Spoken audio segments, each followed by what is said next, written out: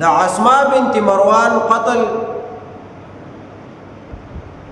داغه مختصر حقاغه مخې ته کوو. کله چې نبی علیه الصلاۃ والسلام مدینه منوره ته راغی نو د نبی علیه الصلاۃ والسلام په دې صحابو کې او صحابي دی عمیر ابن عدی الختمی رضی الله تعالی عنہ. عمیر ابن عدی الختمی دا الختمی ورته ځکه وایي چې د ده یو نیکه تیر شوی دی د هغه نوم دی ختمه بن جهش. نو دې د هغه نوسی دی ختمه بن جهش، ختمه بن جهشم. نو دا الختمی ورته د هغه په وجه باندې وایي. دا عمیر ابن عدی الختمی دا اوریدلی و چې یو زنانه ده دا اسماء بنت مروان، دا ښځه وه د یزید ابن زید الختمی. دا اسماء بنت مروان دا داسې زنانه وه چې دی به ډېر بد رد وي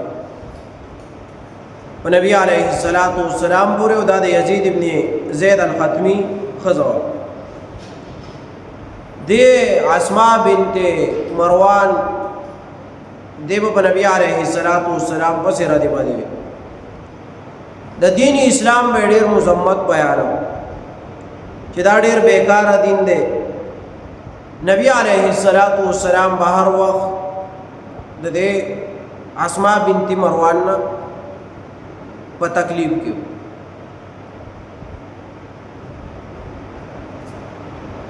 دا صحابي چې کله خبر شو دا عمیر ابن عدی الختمی چې دې ښځې نه خو نبی علیه الصلاۃ والسلام ډېر تنګ دی، نبی علیه الصلاۃ والسلام پسې بد رد وي، دین اسلام پسې بد رد وي. نو تقریبا د هجرت 19 میاشت وه او د رمضان المبارک آخره 15 شپې پاتې وي.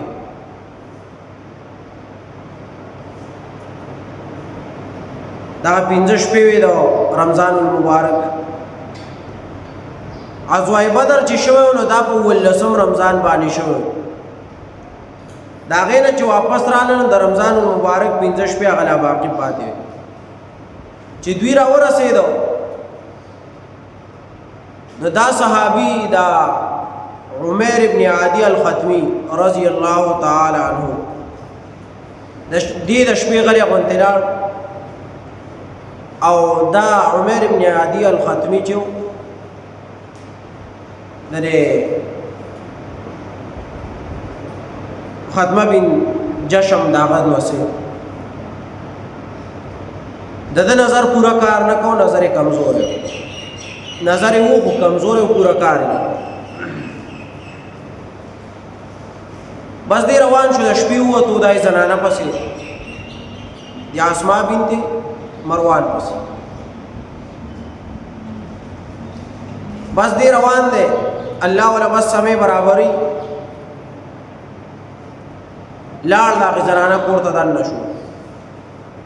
دا اسماء بنت مروان دا عین صاد میم الف حمزه اسماء.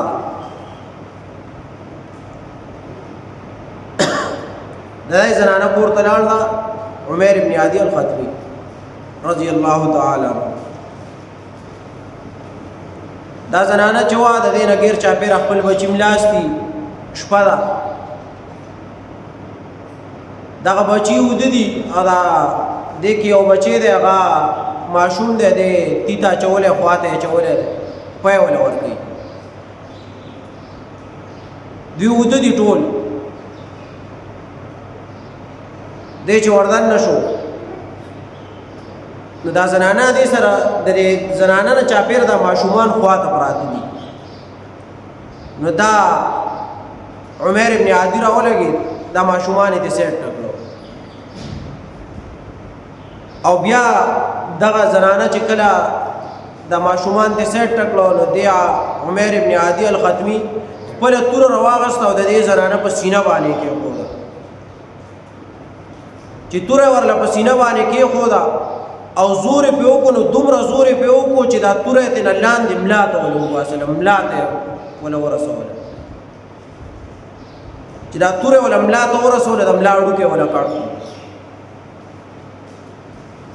دا عمر ابن عادی الختمی رضی الله تعالی عنہ ته پوه شو چې زنانه مرداره شو دا داسې زنانه وه چې دی به نبي علیه السلام پسې بدرت وي دین اسلام ته به ډېر سپک کتل دی چې کله پوه شو چې دا ښځه مرداره ده د اسماء بنت مروان هغه په ځای باندې پرېښود را روان شو نبی علیه السلام چې مسجد نبوي کې د سار جمع ودروله نو دی راورسېد د نبی علیه السلام سره د سار په منځ کې په جمع کې شریک شو نبی علیه السلام ته پته نشته صحابه کرامو ته چې عمر ابن عادی الختمی رضی الله تعالی عنہ داسې کار کړ کله چې د سار منځ شو دا عمر ابن عادی رضی الله تعالی عنہ دراغه نبی علیه السلام ته وی چې رسول الله صلی الله علیه وسلم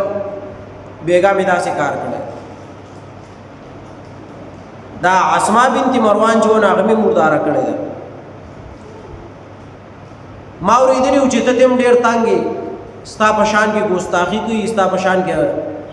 بد الفاظ استعمالي او د دین اسلام هغه مذمت بیاني نو نبی علیه السلام ته وی چې مې مردار بیگا مې وجلې نبی علیه السلام دی عمر ابن عادی الختمی ته وی لا ينقطع فيها عنزان نبی علیه السلام وی چې دو چیلې پدې کې پخکرو سره جنگ نه کوي دی وضاحت کوم چې دا وته نبی علیه السلام نبی علیه السلام ته وی چې عمره تا داسې وکار کړی دی چې په دې کار کې بس تا سره هېڅوک هم اختلاف ونه کړي ستا سره په دې کې څوک اختلاف نشي کولی هېڅوک بس تا سره جنګ او جګړه د دې په باره کې ونه کړي صحیح کار دی کړی دی انسانان خو لا پرېږده چې لا ينقطع فيها غنزان دو چیرې چې دي یا دو غړان چې دي دو چیلي دا به په دې کې پخکرو باندې جنګ ونکړي انسانان خو لا پرېږده چې تا سره جنګ وکړي خو چیلي به هم ستا په باره کې چې دی نو جنګ ونکړي دا دی مطلب دا دی چې نبی علیه السلام ورسره ورته ووایي چې ستا سره په دې مسله کې هر څوک اختلاف نه ساتي دا دی غټ کار کړی او ستا د هغې په بدل کې پتا باندې څه بدله نشته د هغې وینه حدر ده وینه چې ده هغه ایس بې څه شو تاوان یې په چا نشته په بدر پسې اوله واقعه چې وه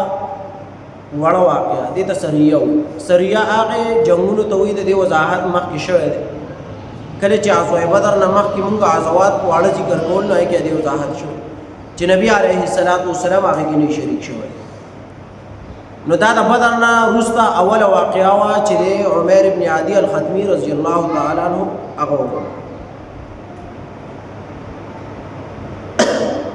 نبی علیه السلام ورته غوره کار دی کړی دی ځکه چې زه هم په تکلیف کې مو ټول مسلمانان دي په تکلیف کې نو اسماء بنت مروان هغه قتل کړه